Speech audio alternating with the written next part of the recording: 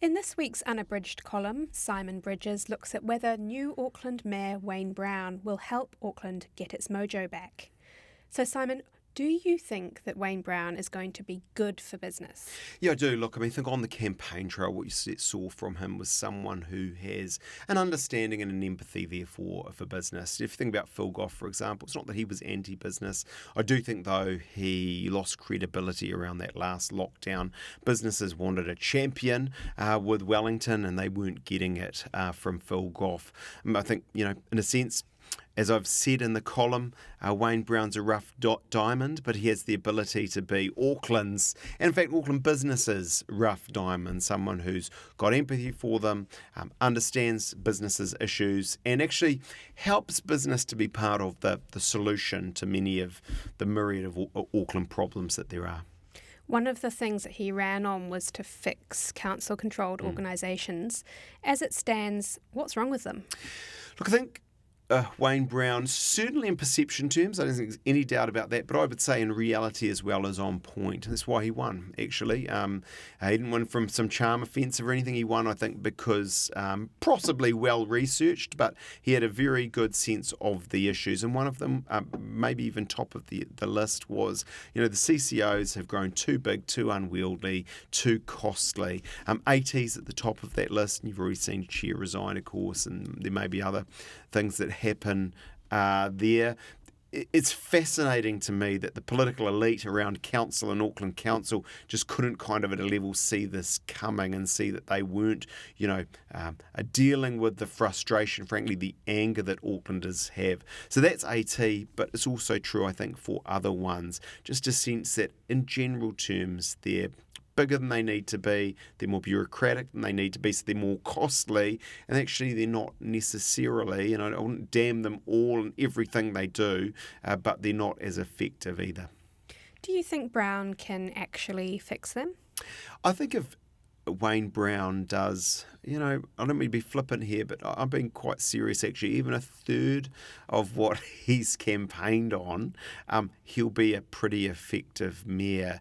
There's a saying, I think it was by Mario Cuomo, is it, New York mayor a long time back, you politic, you campaign, in poetry you govern in prose. So it won't be the same, but if he can just do a bit of it, it would be, I think, pretty effective. And one thing I think is very interesting is the combination of his anti-CCO rhetoric, if we can put it that way. He won't be able to do all of that. So he's not going to be able to come in and just fire everyone. In fact, no one, hopefully even Wayne Brown, would think that that's in reality a great idea. But you put that alongside another thing he's been talking about really mainly since he's been elected, devolution, and this idea of pushing the power down, that could be quite compelling for business. It could effectively mean businesses getting in on some of the action. I think, for lack of a better way of thinking about it, doing some of the things the CCOs have been doing, probably with less FTEs and with as much or more effectiveness. Yes, you did write about that in the column. What is your theory of allowing business, the private sector, to do some of this work for the CCOs? I think it's just a sense that not always. There are some things only the public sector can do. There's probably some things only the private sector can do, frankly. But in the middle, I just think it's a view that I have, and I think a lot of business people would have, that on the whole, whether it's the creative destruction or whatever it is, the innovation that comes in private sector sometimes does things better. And I think about Auckland and its mojo or lack of it at the moment. I think about the need for events and marketing and destination strategy. I think this is an area where actually the private sector, particularly if they're being called on to fund it, could be brought in. It could be a way of marrying up some of Wayne Brown's inchoate views around CCOs, devolution and the like, and it could make for a better, more successful city that's, as you say, as I say, got its mojo back. How do you think we're going to be able to measure Wayne Brown's performance, in a year or two's time? Look, I have always said to mayors I've known, oftentimes in smaller, more provincial centres, but I'd say the same is true at a level about Auckland, is, you know what?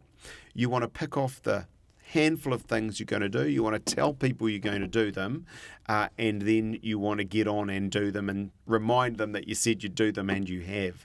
I think Wayne takes, the Mayor takes that kind of approach around a few achievables and CCOs, around a few things he can do in transport to get down the frustration and anger levels, and maybe 2 or 3 other things besides.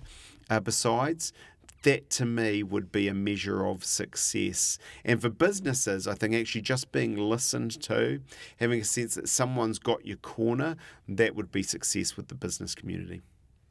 And if we look at the election results all around the country, it's not just Auckland that had a shift to the right. Yeah. What sort of message do you think this sends to central government? People will draw messages from it. I think the one thing I would say is a sort of reasonably significant caveat. I think there probably is a message, but as a caveat on that is, in the end, it's a very low turnout. It's always been low. It's a bit lower right now. Some people are going to chew themselves up about that and say we need inquiries and this, that, and the other thing. I actually at one level say it's the contrarian in me, but that's a rational response from a lot of voters, ratepayers. If you don't know the candidates particularly well, if you don't have a sense of the issues, it may be rational not to vote. So I do think it's undeniable, with the exception of Wellington, there has been a shift right. But I would also say, you would probably want to be careful about reading too much into it. Albeit, for the government, it probably is a real wake-up call, and they might want to be thinking about how they react to this. Simon Bridges, thank you very much for your time. Thank you.